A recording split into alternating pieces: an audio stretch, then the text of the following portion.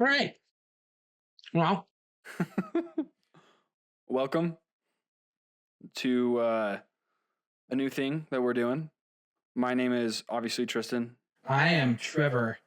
um, and this is just a podcast about movies and video games, music soundtracks. Imagine if IGN had good opinions and made a podcast.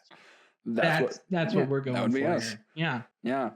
So obviously today is just like a little bit of an introduction. I don't know. I guess I'll just introduce myself. My name is Tristan Anderson. I'm 25, about to become a dad. Um, I've loved movies and like media and like video games like my entire life. It's been something that I have thoroughly enjoyed. And growing up, we moved around a lot, so I didn't really have a whole lot of friends. So a lot of this like love for it comes from the fact that like this is what my parents would do with us and our family as like our family activities. We would watch like movies and stuff that my dad grew up. So I grew up watching a lot of like old movies, like 80s, Uncle Buck or The Hunt for Red October. So that's kind of like where I come from. Um, I do think when it comes to like the technical aspects and stuff, I do think that you have me beat. You definitely, from our conversations that we've had, you definitely analyze things. Yeah. I mean, I'm working towards being in that field anyway, and I have in-field experience now, at least on the sound production part of it, but none really with post production, which is the goal, truthfully, is post. But I guess that's a good segue into me. Hi, I'm Trevor Stringham.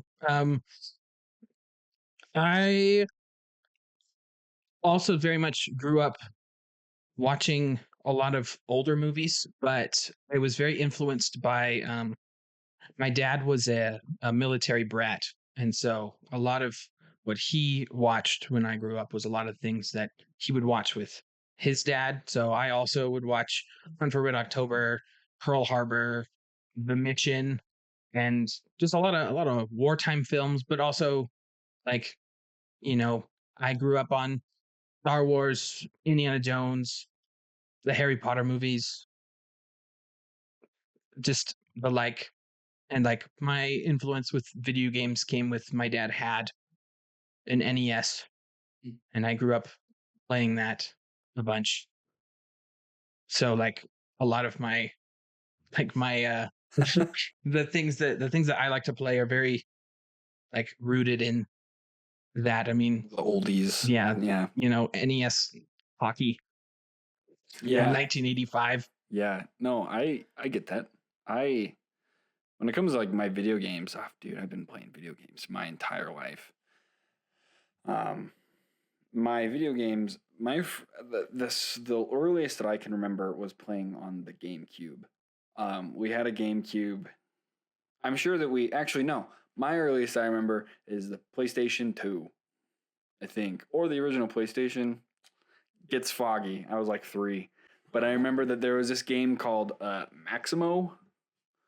Um, don't remember much of it except that like when you take damage, like your life is the armor that your character wears.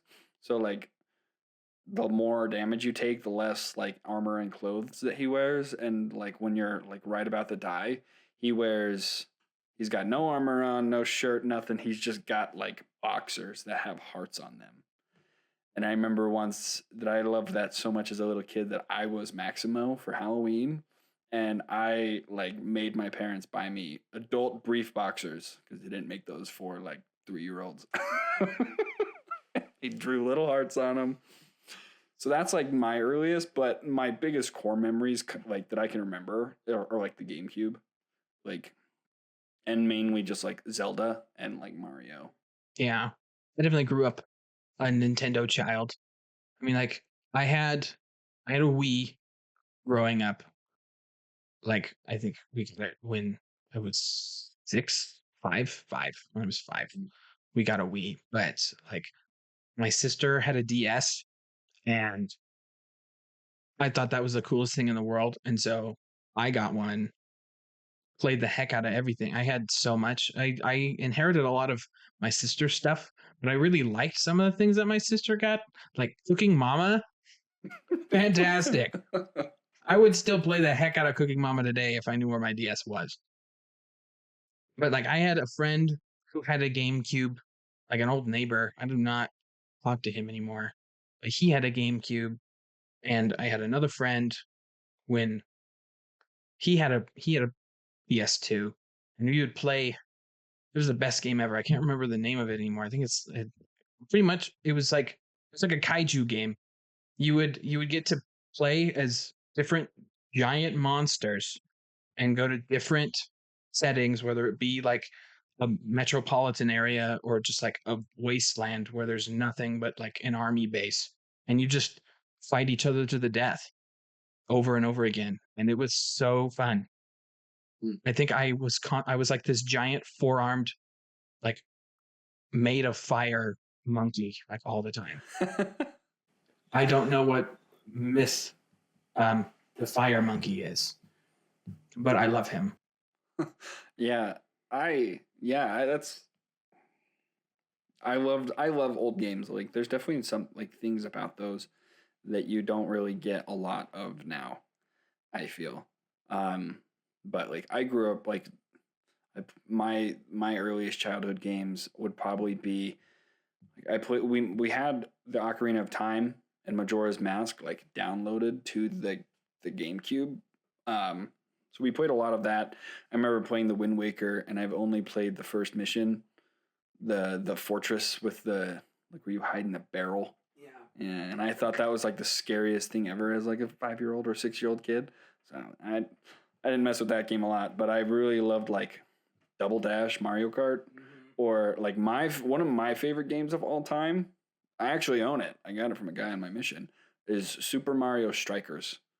I love that. Strikers Charged I had on the Wii, and I also loved that game. I remember I went to a guy's. We went to like teach a guy with our zone leaders, and he was like, "Yeah, I got this old gaming system that my daughter used to play, but she doesn't come around anymore. Do you guys want any of this stuff before I just give it away?" And a bunch of other like missionaries had claimed like the GameCube and like, but the two games they gave me was Double Dash or like I could choose between Double Dash or Strikers. I was like, I'm picking Strikers. Like that's like my favorite game of all time. I love that game. I've heard the one on the Switch blows. I don't know. I haven't played it. I've thought about it, but I'm like, I don't want to spend money on it. I guess it blows. But, and then from there, like, I played a lot. Like, from there, I went and played like The Sims. I played a lot of the Nintendo with my mom. So like Legend of Zelda and stuff. I remember me and my mom waiting outside of a GameStop for the release of Twilight Princess. Um, and then with my dad, I played a lot of like Call of Duty, which hindsight probably should have been playing that at 6 years old. But boy, I mean, back then Call of Duty's graphics were so bad. Like, are you really killing people? No, nothing compared to now. But I remember like my first memory with Call of Duty goes back to like I think it's Call of Duty 2 or Call of Duty 3. I don't remember. But my uncle had it on the computer and he couldn't beat it. So he asked my dad if my dad could play it and to see if there was a way that he could beat it. And my dad got it and me and my dad both played it, like the campaign, and beat it within like hours. So we rubbed it in my uncle's face. But so like a lot of my games that I play now are rooted in like games like Twilight Princess or Call of Duty. I don't play Call of Duty much anymore though. It kind of sucks. Yeah, I've become more civilized in my video game taste. I think the ones I have the most, I guess, like memories rooted in are the ones that just came with the Dell computers. They had like this whole library of things. I can't really trying to dig in my memory here, but they had like Is that like pinball and like Minesweeper? no, that's what was on our very first desktop. very, big, like, looked like you had a CRT TV for a monitor, and it was like, you, yeah, but like the best keyboard sounds. Those things, yeah, yeah, those were on there. But on the Dell monitor that it had the Dell computer had like a bunch of like mix of like both arcade and like platforming things that you could do. I don't think that they were like made by Dell by any means, but I think that like Dell had like selected like a bunch of computer games, and like I remember specifically there was being like their mascot was this like polar bear. There were these polar bear games. There was like a bowling one where like he's sitting in like an inner tube, and you like pull him back on a slingshot and you bowl with the polar bear with like bowling pins made of ice. Right. I never really played that one very much, but like his face was like their like mascot, and there were like these big purple digital coins that anytime you like click to play a game, like it would like as if you were playing it in an arcade, it would like a little animation of it going into a slot, and then the game would start to load. I just remember there being a lot of like platformers that I liked to play when I was really little, which is probably why I like platformers a lot now. I like to stick to those, and that's why I'm good at them. Right. But obviously Purple Place. I don't know if you know Purple Place, but phenomenal stuff. There was like, Was that the one where you used to like make the cakes? yeah, Yeah. you love make that cakes game. and you make people Yeah. and stuff. They got like they kind of look like Funko Pops now. Like they have Yeah, like big it's like eyes. if the Funko Pops made Muppets. Yeah. They had like triangle noses and stuff. Yeah. I loved. Yeah, I played a lot of that one too. Yeah. That was a that was a childhood hit. Yeah. I'd happily go back to that and make cakes. Yeah. Yeah. Just remake that. No, absolutely. I'd love a resurgence in Purple Place Remastered. but I don't know, like who owns that?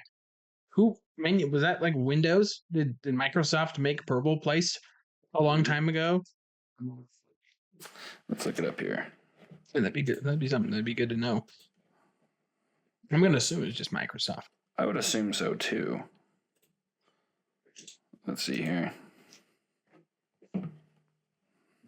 Purple Place is where I want to live. I want to raise a family in Purple Place. Working 9 to 5 in the bakery. In the bakery. It always had like the coolest sound effects too, like the frosting. Yeah. Let's see. Oh, it says it's still around. Yeah, I'm sure you Purple can. Place. Sure Play online without download. Yeah, but who made it?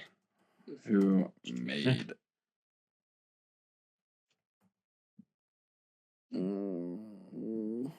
It says Purple Place is a suite of 3 educational computer games developed by Oberon Media that was included with all versions of Windows Vista and Windows 7.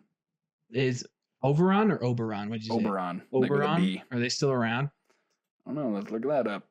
If anyone from Oberon Media somehow hears this, ever hears this, we need you. We need you back. Oh no, sorry. It says, founded in 2003. It was on Windows, like Windows 7. It says in 2013, the assets of Oberon Media were acquired by iWin Incorporated. Let's see if those guys are still around. Yeah, who acquired iWin? We're going into iWin. Quite the hole here. With Purple Place. For those of you still following along at home. Okay, that's not what I wanted. That's just an announcement. Let's look up iWin Inc. That's iWinny. Don't want that.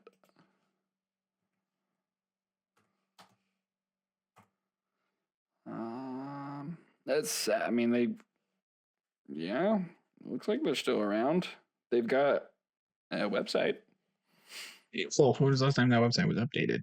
I don't know. 2025. It says copyright. It says iWin is a. It's not a very fancy website. It says iWin is the world's leading casual game subscription service. We offer over 4,200 PC games in our all access subscription. Well, looks like I won't be playing Purple Place. I bet you can find it somewhere. Top 100. Golden Ray. Oh wow, this is really like. These are really. These are like the video games that you see on ads.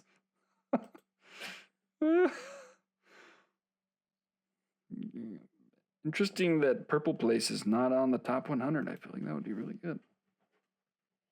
Yeah, yeah. I found a picture of one of the purple people that you make in their, like, I guess, what, the shop, the fashion thing they did. No, it's not on. Yeah. Not on their website. They should make like a Purple Place version of like Candyland. It's got that vibe. Anyways, now that I've gone down that rabbit hole. But yeah, so this is kind of what this podcast entails. Just a lot of Purple Place. Well, we're going to talk about it. We're going to find a way to bring it up in every episode. We're going to use audio strictly from there. That will be our introduction for all of our different. Did it have music at all? I don't know. Let me look that up too. Because I know how to crap ton of sound effects, but those are great. But okay. I can't remember if like while you made cakes there were tunes that played in the background, or if it really was just like you were in a factory and it was just the sounds of you making the cake. Let's see. Videos. Full playthrough, blah, blah, blah. Blah, blah, blah. Blah, blah, blah. Purple Place gameplay. Watch on YouTube. Yeah, you know what? This may be like the very first time we've ever tried doing this podcast, but you know what? Let's move on to a Let's Play channel for Purple Place. Every day we'll just make cakes. I bet we could get quite an audience with that, actually. Oh. Yep. So this is the fashion show. Yeah, there's no music. Oh, there it is. Yeah. Oh, well, I guess that kind of is the failure music.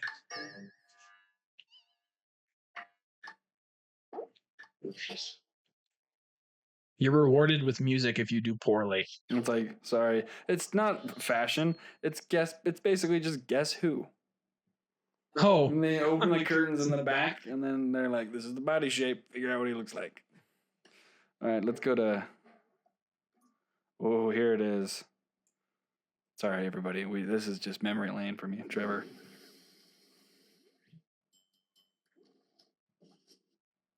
Yes. Yes. Wow, no wonder everyone in our generation has ADHD. This is all overstimulation. I love like the first 2 minutes are that one, and then from like 2 minutes. There was like a matching one, wasn't there? From 2 minutes all the way. This is an 8-minute long video. So from 2 minutes to about 7 minutes is just people making cakes.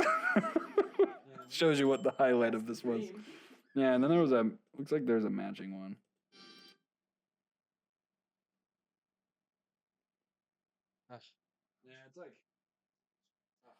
It's like.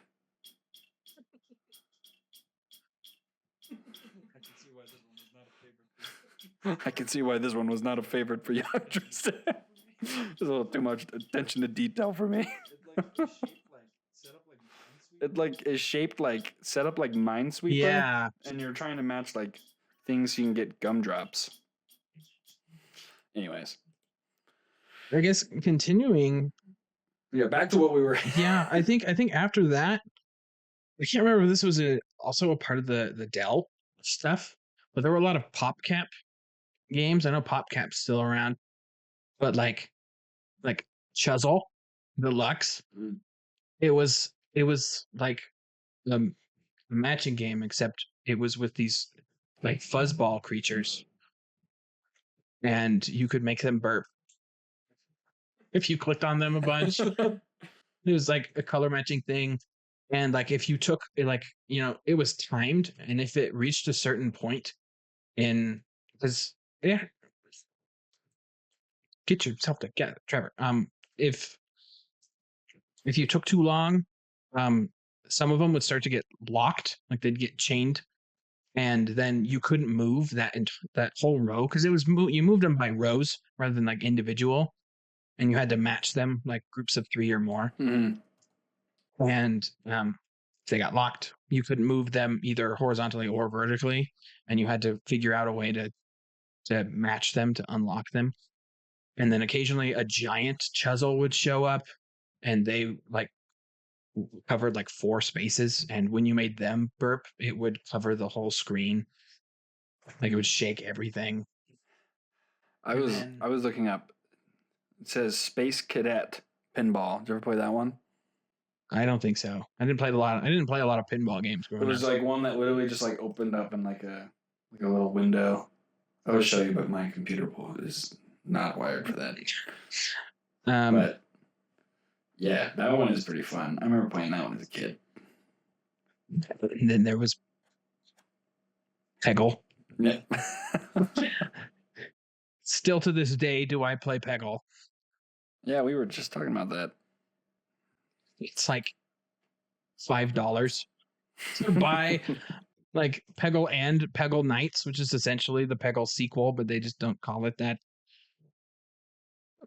Well, Literally, there like, is a Peggle too. yeah, it's not like made by PopCap though. Oh, There's like the mobile one that I hate because it's just like riddled with ads. So I hate doesn't hit the Peggle same. Blast. I hate it. It's one of those. It's like level oriented.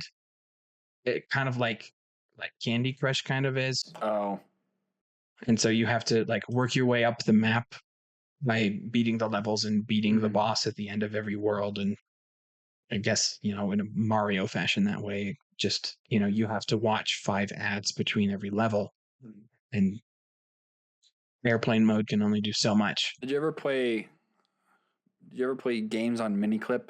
Yeah, I loved Mini Clip. Yeah, that was a fun one. I remember there was a game, I think it was like Raise.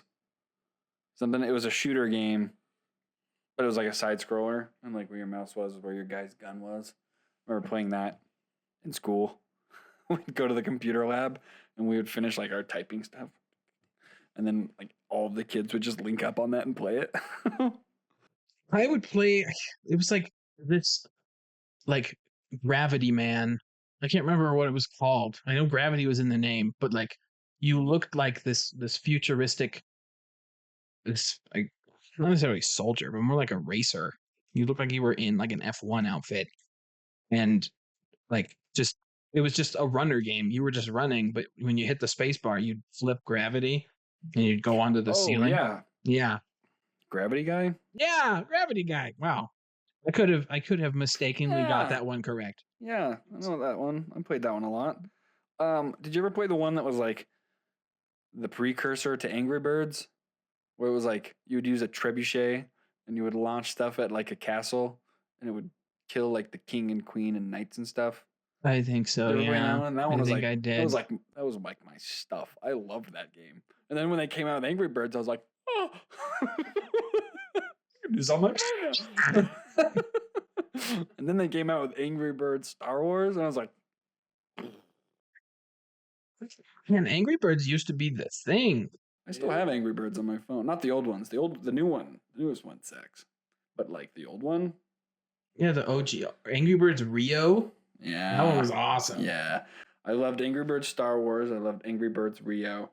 And I loved Angry Birds Star Wars 2. When they brought in like the old movies, like, well, I guess the prequels. Yeah. That was fun. Never got to play Return of the Jedi, because that was the one world that was like locked behind the paywall. Yeah. So I was like, I want to know what the Boba Fett pig looks like. What happens? No, What happens in the end? Me and Did they Grace, save Angry Bird Darth Vader? What happened? me and Grace, we were walking through the DI yesterday, and we found the tabletop Angry Birds. You ever play that? No, but I know of it. I love that. And we found like a Star Wars one. It was like the Death Star and stuff. And I was like, oh. Had like the little Darth Vader pig and like the Stormtrooper one. No, I used to play those ones a lot too. Or like cool math games. Yeah. Once like Miniclip kind of went down and started getting blocked by all the computers. And then unblocked games websites. I remember when I was in high school, we had a teacher who pirated Halo and gave it out to like anyone who was in his class. And so like when you would go into his class, like you would like once you finished, it was like I think it was the wood shop class. Like the days where you weren't working in the shop, you like when you were just on computers, he'd be like, I don't care what you do. And literally like the entire class, we would join one like LAN game. We would just hold this huge Halo tournament just in class.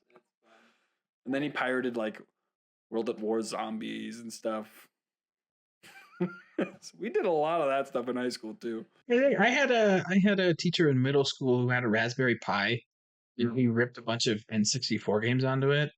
And so lots of times, like if we finished what we were doing in class early, we would just all he'd like plug in his Raspberry Pi into the projector and then we'd play Mario Kart 64. Yeah, that's cool. He was really chill. I remember watching the Olympics in his class while he like just put on like a broadcast of like curling. That's what was on at that time of the day. And like it's really hard to do. I think we were getting our certifications for like Microsoft Office. It's really hard to like focus on your Excel stuff while you're watching these middle-aged American dads win gold. Like I'm trying to be patriotic and I'm trying to be studious. This is hard. Oh, in high school, I used to have a free period because I like took a college class and then the college class stopped and I just didn't need to fill it. So me and like a bunch of my buddies that had like that same slot open, we would go to one of my friend's house and play Smash Bros. And we called it Smash Class.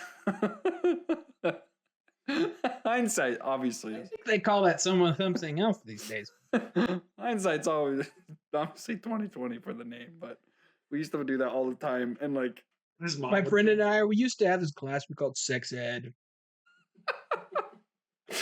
Oh, we used to play at his house all the time, and then like his mom would come home, and at first like we were worried that we were gonna get caught, so we'd act like really quiet. And then eventually, like, she just started coming down and doing, like, the laundry and stuff. And she's like, oh, hi, boys. She'd bring us, like, cookies and stuff. And we're like, dude, this is great. I'm missing school and playing Smash Bros. And I'm getting cookies. But, nah, I love video games. Like, that, as I've gotten older, I've kind of stopped enjoying multiplayer games. I used to play those a lot, especially in college. But as I've gotten a little older, like multiplayer games kind of suck now. I don't find them fun. I don't like to go home. I don't like to work a 9 to 5 and then come home and continue to be the victim. Yeah. Yeah. So I like story mode games, and I think that comes a lot from like me playing Zelda as a kid, because that's like, obviously there are other like big name like story mode games like single player, but that was like the biggest one out of that I associate that with my childhood. So I play a lot of stuff like that. Like one of my favorite games right now is the Ghost of Tsushima. I love that game.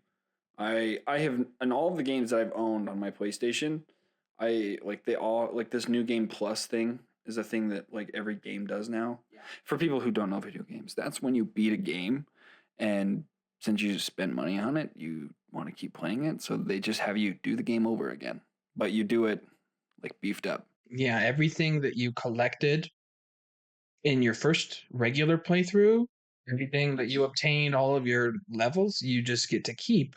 And then you get to start the game over from that overpowered standpoint. Yeah. And it does add a new, dimension to the game you're playing. It also makes you feel like you should get into speedrunning. Yeah. They do add like a little. Anyways, I've never played a single new game plus on any of the games because I'm like, I've already beat this. I already know what happens. But the Ghost of Tsushima is actually like the first game that I've ever played New Game Plus on, and I've been enjoying it as much as I did the first time around. Yeah, I did it. The first time I ever did a New Game Plus was for the Spider-Man PS4. Ooh, that's a good one. I love that game. That's a really good one. So, have you played the second one? Yes. Spider-Man 2? Yes. I haven't played Miles Morales though. Miles Morales is fun. It's like 7 hours long. Yeah, it's like 1.5. Yeah, I know that it's just kind of like a. It was really to just like show off the PlayStation and like what the PlayStation could do. But it's a fun game. Yeah, I recommend that. Yeah, I love those games. Yeah, so much. Spider-Man 2 is one of my favorite games on the PlayStation 5. It's awesome. But I'd happily go back and replay both of them. Yeah, have you ever played the God of Wars? No, I've been really meaning to though. I haven't played the ones like I haven't played 1 through 3 that came out. I think it was like the PlayStation 2 and like PS3. My dad used to play those, but I wasn't ever allowed to watch for good reason. But I remember watching like the reboot one, like God of War, where he's in Norse mythology. I remember watching that like on when I was a kid, and I thought that YouTube Let's Plays were the thing. I watched that one, and then when I got a PlayStation, it was included in like the PlayStation Plus free game catalog. So I played that, and I loved it. And so then that was like the first Christmas that me and Grace were like together, like dating. That was what she got me for Christmas. Grace is his wife, by the way. Oh yeah, for people at home. Grace is my wife. They're dating. Grace is also my cousin. That's how we know each other. That's the connection. Here we are, 30 minutes in. There's the. He said he's about to be a dad, but he didn't say who with. So, for those of you at home that are bad at math, to put 2 and 2 together for you, Grace is having a baby, and Tristan is the father. And Trevor is Grace's cousin. I will be the cousin once removed to this baby, which is such a long title. Oh, but anyways, I like the PlayStation 5. It's been fun. I was an Xbox kid all growing up, and then I bought my PS5, and I don't think I'd ever switch back to it. It seems like, especially now that Xbox is kind of given up on it. Yeah, like it's really sad. They've really made like a lot of recent announcements have been like, we're not going to be exclusives anymore. We're just going to be like a giant game publisher, which is sad. But for a guy who's on the other side of the aisle, I get the great PlayStation games and all of Xbox's fun stuff. So yeah, I've heard that Halo is coming, like the Master Chief Collection is coming to PlayStation. Mm-hmm. That would be cool. Yeah. So I didn't get a PlayStation or like anything of that sort. I only had Nintendo stuff and before I even had a PC, I had Nintendo stuff until I think 16. I got a PS4, and now I have a PS5. Yeah, and I'll continue to have those. I've told my wife many times that if they ever make a PlayStation 6, I probably will just switch to a PC. Instead of feeding into that Kool-Aid, I'll just buy my own computer that can play everything. Yeah. And it doubles as a computer. So, but real quick, Trevor, we floated this idea. Top Mount Rushmore video games. If you can, obviously, like. Yeah, That's so good. actually not too long ago was talking with a friend about like our favorite video games of all time. So if I can remember the list that I made, I actually might be able to pull it up here.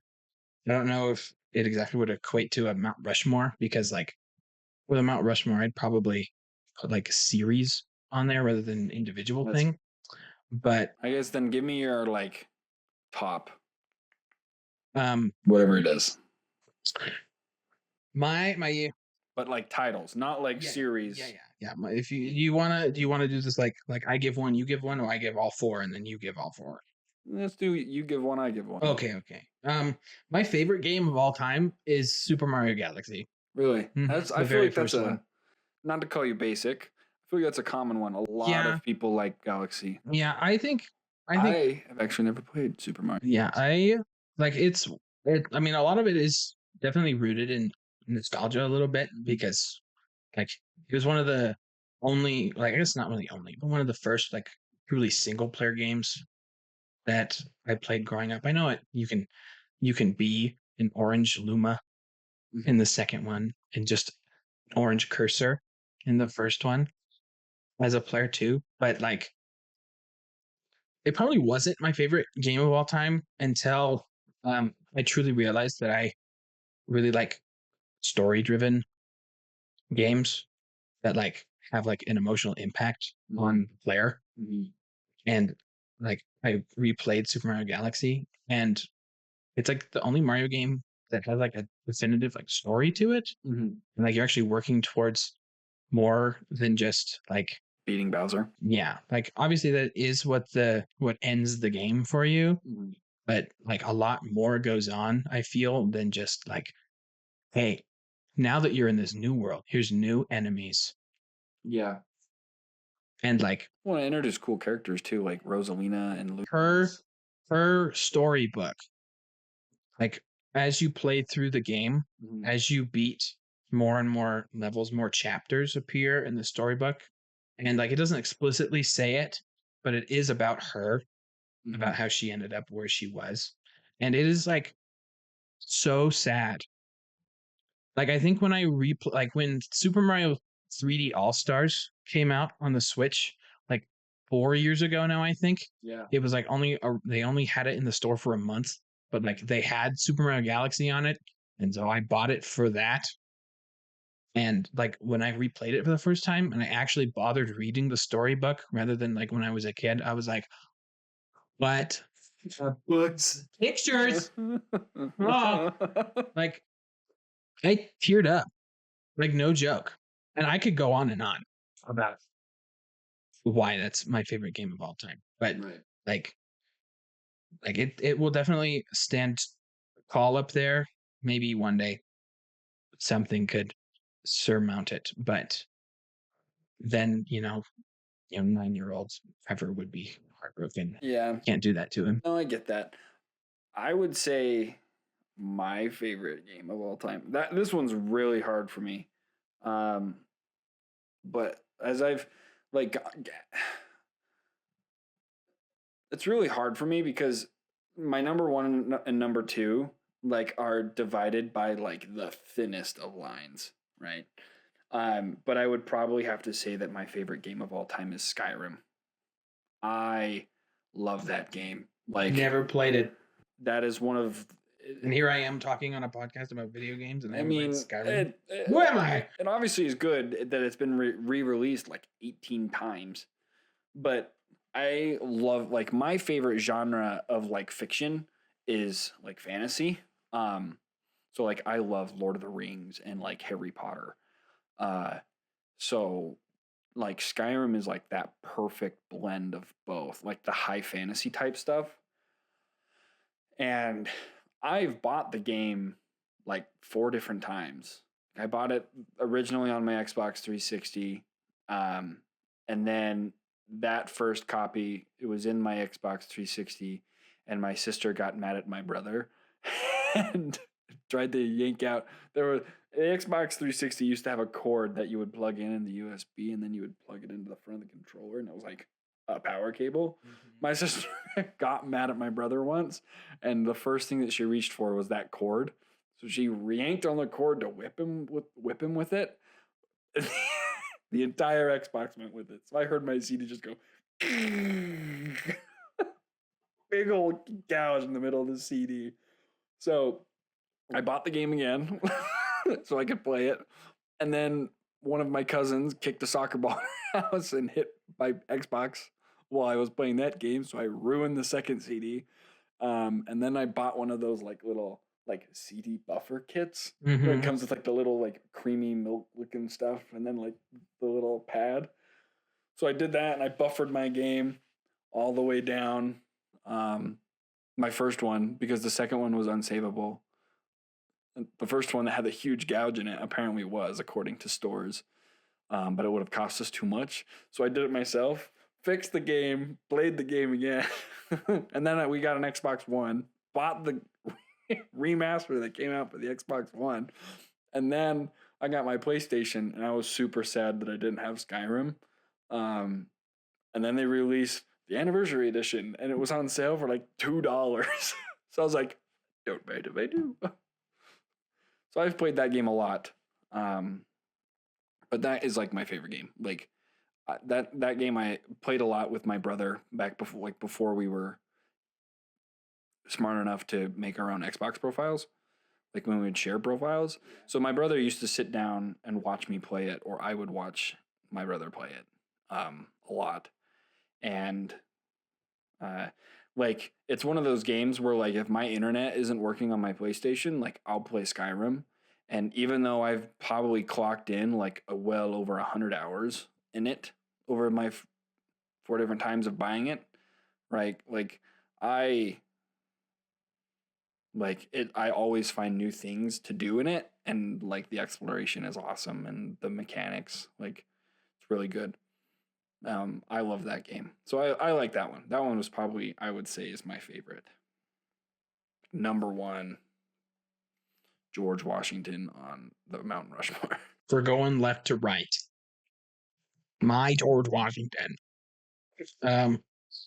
Well, my Thomas Jefferson and my Theodore Roosevelt can honestly be interchangeable. And like there's honestly, it depends on how recently I played either one.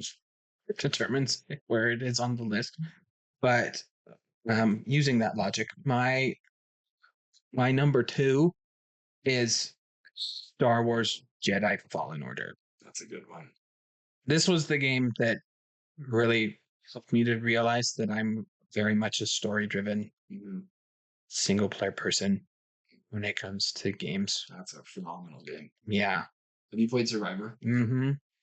Yeah. The other day, like I had gotten close a few years ago, and I went back to it a few months ago, and I finally 100%ed Fallen Order. And that's hard.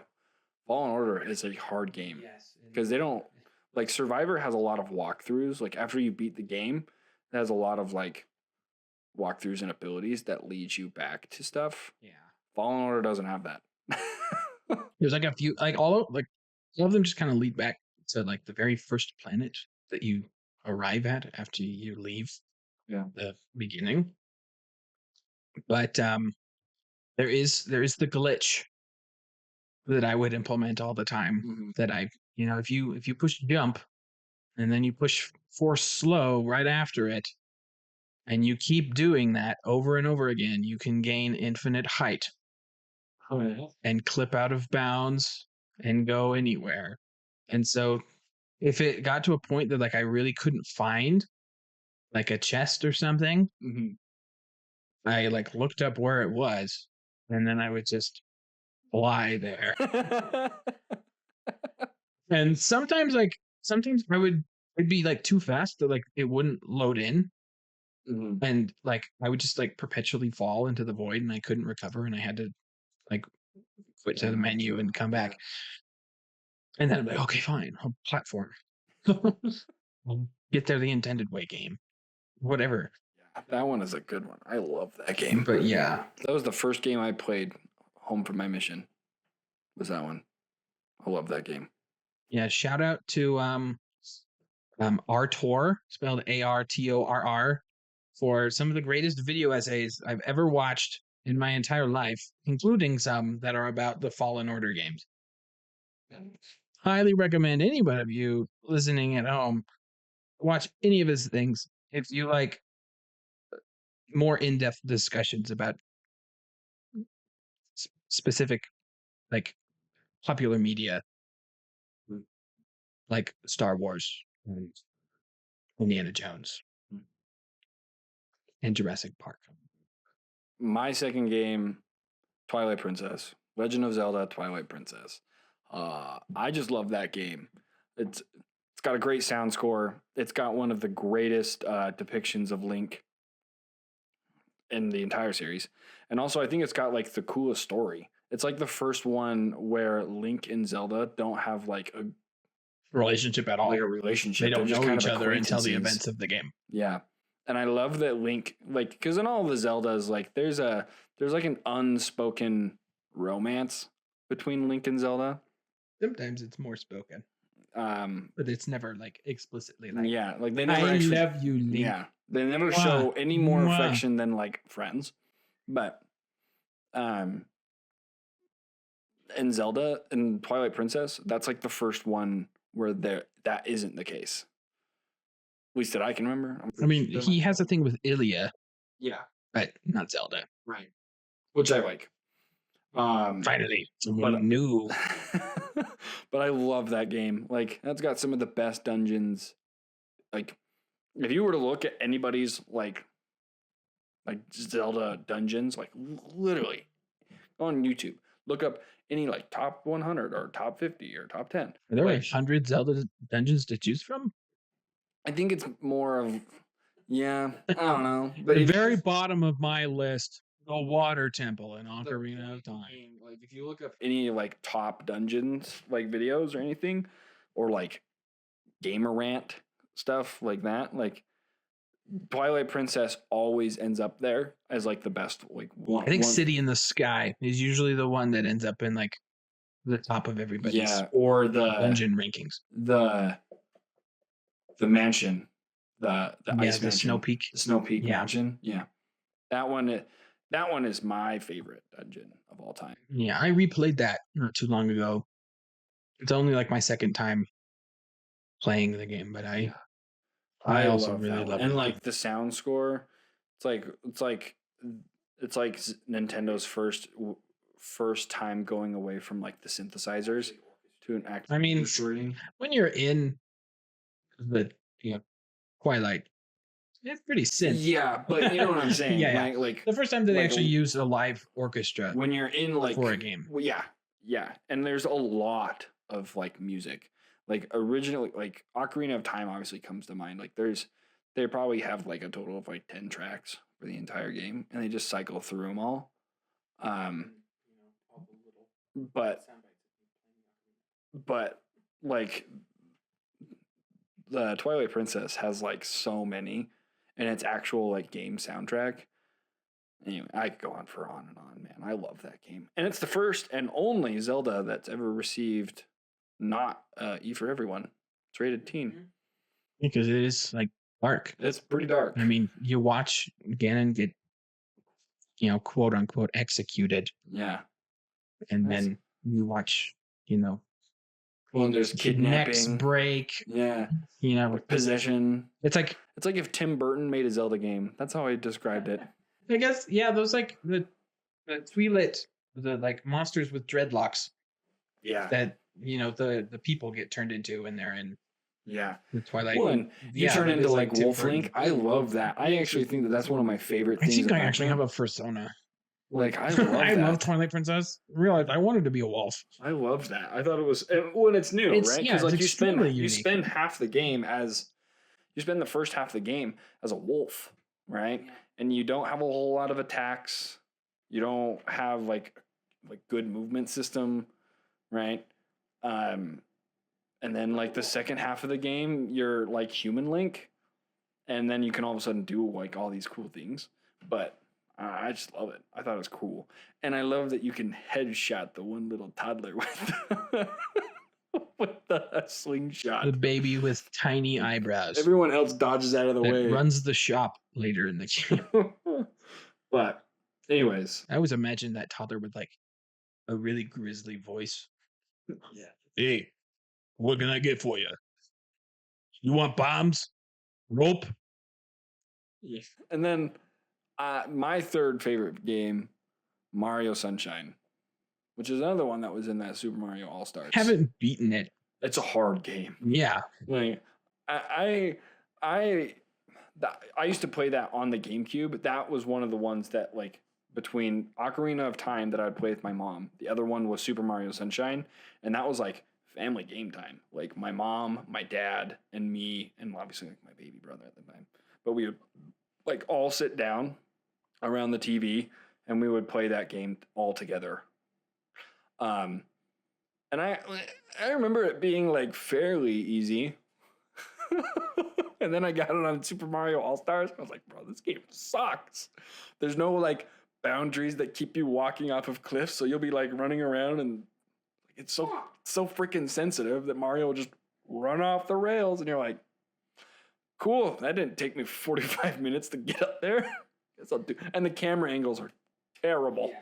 Camera is probably my biggest complaint, which I think like people that don't like Super Mario Galaxy very much, that's usually their complaint is the camera. And like the movement options aren't as like dynamic. All you do is spin. Yeah. That's all that's different. You don't get Flood Right. or Cappy. Right. But like, yeah. Yeah. You get over it. I loved Super Mario Sunshine. I still try to play it occasionally. I just like that Mario goes to jail. Yeah. Those cutscenes at the beginning always make me laugh. And I hate that you can't skip them. Oh my goodness. Like, That oh is wow. that is like Nintendo's like, all right, well, this is a good Isn't that like the only game that like Toadsworth is in? Like the one with The like old the guy? monocle and the mustache, the Toad. Yeah. He like goes on vacation with you for some reason. Yeah. What happened to him? I don't know. He die? I guess he's not in any of the games anymore. Maybe he got turned into a Goomba. But I really like that game. My favorite was the roller coaster park. Yeah. Ugh, so fun. That really though exposed like the limitations of the GameCube controls. All right, I gotta hit this thing with a water rocket, but I'm not gonna be able to hit it because the camera's going. But that's a fun one. I love that game. Yeah. My number 3 we've already mentioned is Marvel's Spider-Man for the PS4, the first one. Yeah, that's a good one. Yeah. That was a game that was like one of the first games I can remember like truly like really anticipating. Yeah. Like when that first trailer dropped, that like cinematic one that they had, which still to this day is like so good. Yeah. When he gets like, kicked off the building and like all of a sudden he's like falling through this like void of stuff and he like smashes through all the stuff. And then like he like recovers, like starts like saving people from the debris and then uses the debris to destroy like the ethereal Sinister Six. Like watching that, like I grew up very end, isn't it everything like that he's been using like attached to one giant web between skyscrapers? Is that the right trailer? Yeah. I loved that. And like I remember like going on this really big hike at a national park and like talking about with the guys I was with. It's like you guys see that? Like I don't even own a PlayStation, but I'm going to. And then I owned one because I wanted I broke console barriers. That was simply because I wanted Spider-Man. I got home from my mission. I watched No Way Home. No. Far From Home? Far From Home. I watched Far From Home, and then I watched Into the Spider-Verse, and then we rewatched all of the Spider-Mans, like every single Spider-Man movie released, in anticipation for No Way Home. And then we went and watched No Way Home, and all of that was the culmination that sent me over to switch from Xbox to PlayStation. Because I went, I love Spider-Man. And so I was like, I want to play the Spider-Man games. I've watched people play them. Why don't I just play them? And so then I got a lot of money, and then I bought a PlayStation. And I was like when the PS5s were in shortages. So I spent like $700 on my PlayStation, and then I went out and bought like another controller, the Miles Morales Spider-Man headset. I dropped like $1,200 that day, and I was like, came home, and my mom's like, "What'd you get?" Look at this. I don't got anything in my bank account left, but COVID's gonna be nice. Yeah. But yeah, I remember that was the game that drove me to buy a PlayStation. And it is like even like Miles Morales and Spider-Man 2, like I think I like them so much because they're so different than like any like story game, like third person view story game, right? Yeah. Like the movement's different, combat's different, like it's really unique. And like New York is so accurate and in depth. Like I went and visited New York City for the first time this last summer, and I was like, I know my way around. Not home, but I know my I've way. been here. It's like there's less water towers on the top of these buildings Where's than the your air game currents? has. Like, hang on. Pretty sure that's the dock that he fought Electro at. It No, was the and Hudson River the whole time. I remember, and then I thought it was really cool what they did in Spider-Man 2, where they just like added Manhattan. Yeah, it's like this game is a lot more capable than this with this Let's new add the other console. half of New York. Hang on. Brooklyn. Oh. We literally cross bridges. Uh, uh, but you don't have to cross them because you can fly. They fly now. They fly now. Oh, I love those games. Those are so much fun. I don't know what the heck would be my number 4. I know who thinks about your fourth. Who's your Abraham Lincoln, huh? There's a lot of games. I want to say another. My gut feeling is saying like Legend of Zelda: Skyward Sword. The gameplay, not the best. I mean, I actually didn't have a problem with it. I'm not. I'm gonna stand out as a single person here and say that motion controls are not as bad as the world says they were. Like people dog on it, but I listen. If I could do it, if I could play that game as like a 10-year-old kid, I can do it now. It's not that bad. My gut says that one, but um, I feel like I need to give one to something that's actually the turn of the century. Because, anyways, So far, all of yours have come yeah, out they're all like since old. 2000. They're all old. I think So it's 2010. the newest game then would be Skyrim. That was 2011. No, I probably would say that my fourth favorite game would probably be the Ghost of Tsushima. I love that. Like, You got recency bias. yeah, but it's just a really beautiful game, and like I am still mind blown and baffled by the no loading screens that the PlayStation 5 does. So like I've got the joys of playing the Ghost of Tsushima on like 3 different kind of televisions.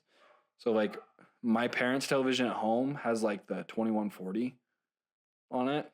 So it's like really color saturated, and that makes the Ghost of Tsushima like because the Ghost of Tsushima is made. Have you ever played that game? It's got like settings on there where you can like change the contrast to be like dramatic. Like it literally is an option of dramatic, and it makes everything look like cinematic lighting. Like reflections pop out, shadows are really dark. Dark areas are like dark. You can't see unless you actually use like flaming arrows and stuff to like kind of light. Anyways, so it's really beautiful. And then I played it on my 4K television that is like a 1440. It was 2180, 1440, and that one was fun. And then I play it on like my 1080p television, not as beautiful. Yeah. I'm having a kid, so I had to give up the good television to my wife in the other room. But no, like the Ghost of Tsushima, like it has like gorgeous graphics. It's got like such an amazing color palette. Like it's just something that I'd have to show you. Like it's got really beautiful colors. It's got really good contrast. The story is really, really good. And like when you put it on a 4K television that has good like resolution and it loads in like the same detail that you see, because most games, for people who don't know video games, like the game will render like a certain like area cube or sphere around your character. So all of the graphics will be really nice, really clean, look super hyper realistic. But then in the distance, the farther out you go, the less detail gets rendered, right? So you'll still see, like in Spider-Man, you'll still see the skyscrapers, but instead of seeing like what's going on inside the windows of those skyscrapers when you're on the building, it's just like a blank like stock image that they kind of just like slide in there. But if you get a television that can support good resolution, it renders the same detail that you see within that like 15-foot cube around your character further out. And the Ghost of Tsushima is really good in that way because like most of the time, like in forests, they'll like render in like some branches and stuff, but you won't see like individual leaves and stuff or like shadows that look like a tree shadow. You'll just see like kind of like a big blob that's a shadow. But in the Ghost of Tsushima, like it loads in the entire like you when you look at trees or like the Japanese castles out in the distance, like it's the same detail as when you're like right up next to.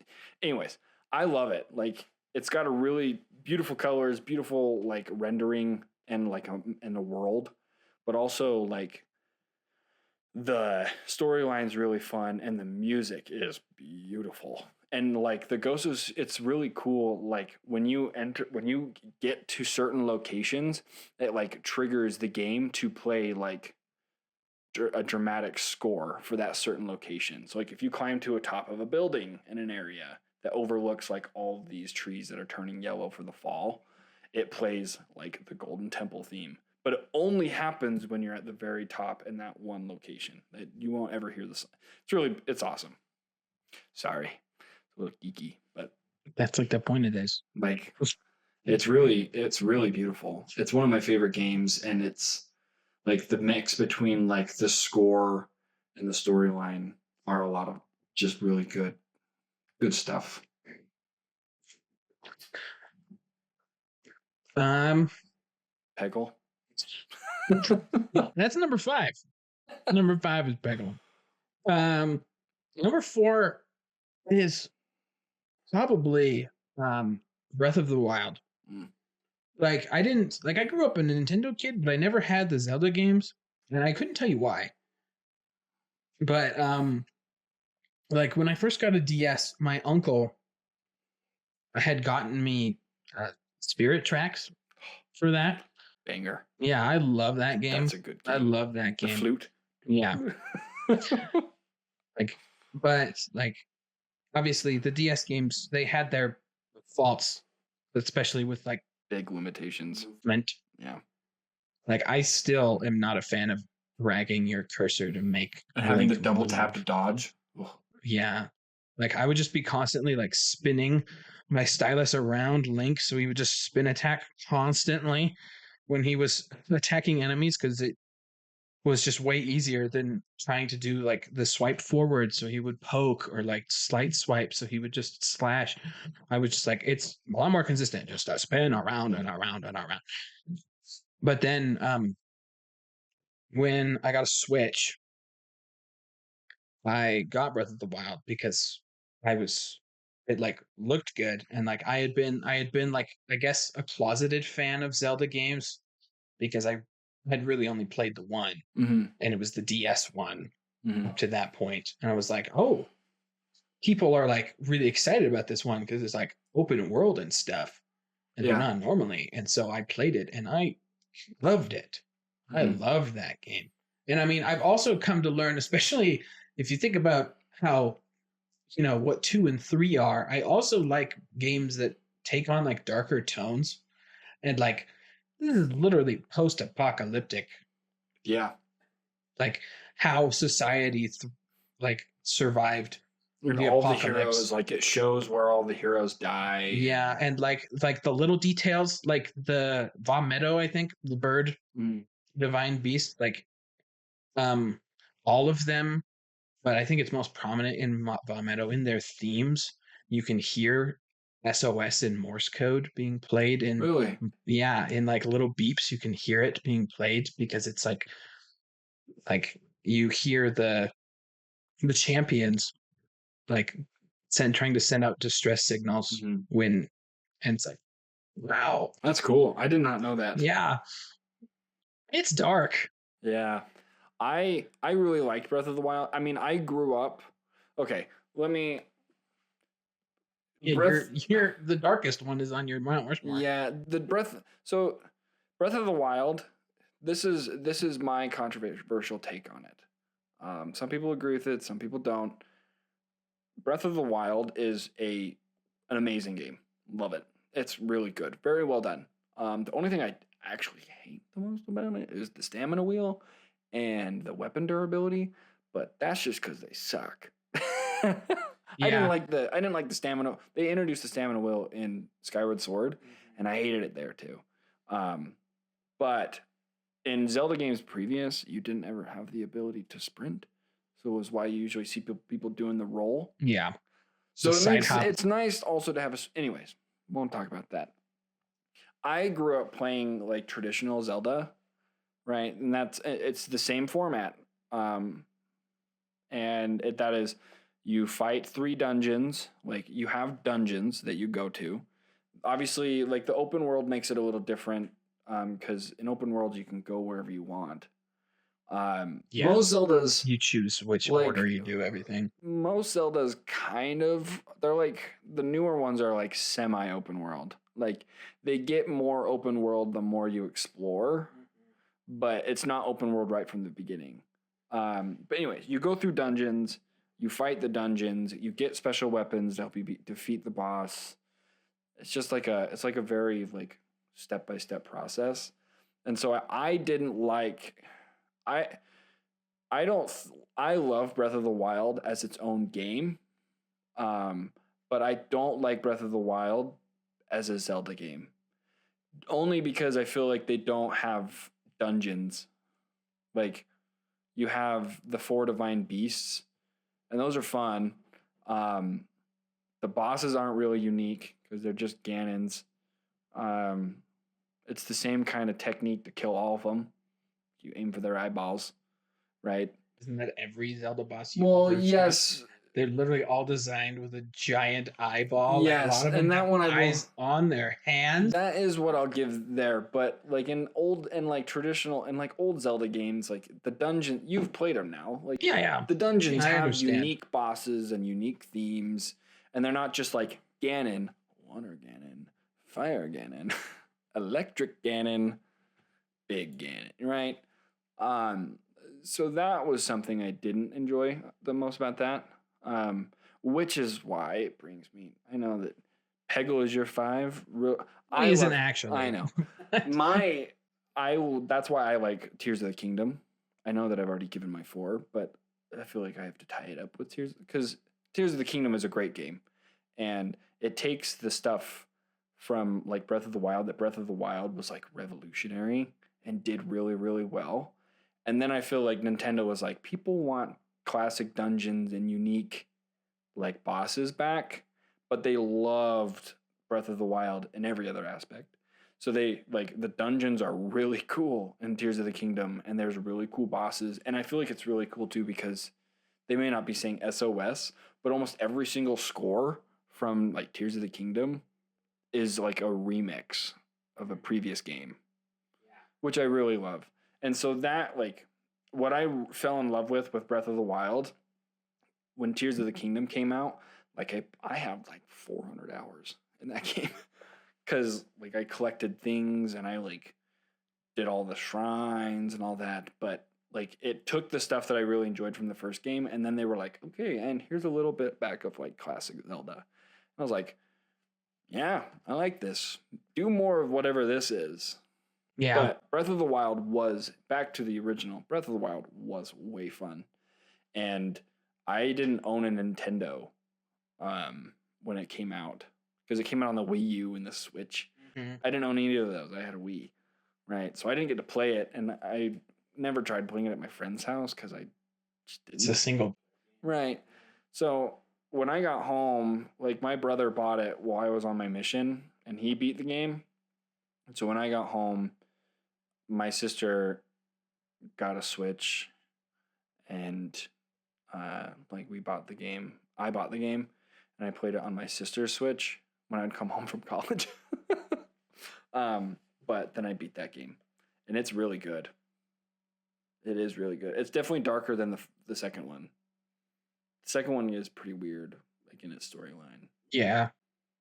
But the first one is really fun, and I love like I as much as I complain about it, I do love the challenging factor of some of the Ganon bosses in Breath of the Wild. Mainly just Thunderblight Ganon. Mm-hmm. That's probably the first and only boss that I've ever wanted to throw my controller through the wall. That one's really tough. And I actually really like because Zelda usually Ganon usually takes the form of a giant warthog. He does. In most games. He does in Breath of the Wild. He doesn't in Tears of the Kingdom. What if Ganon was a spider?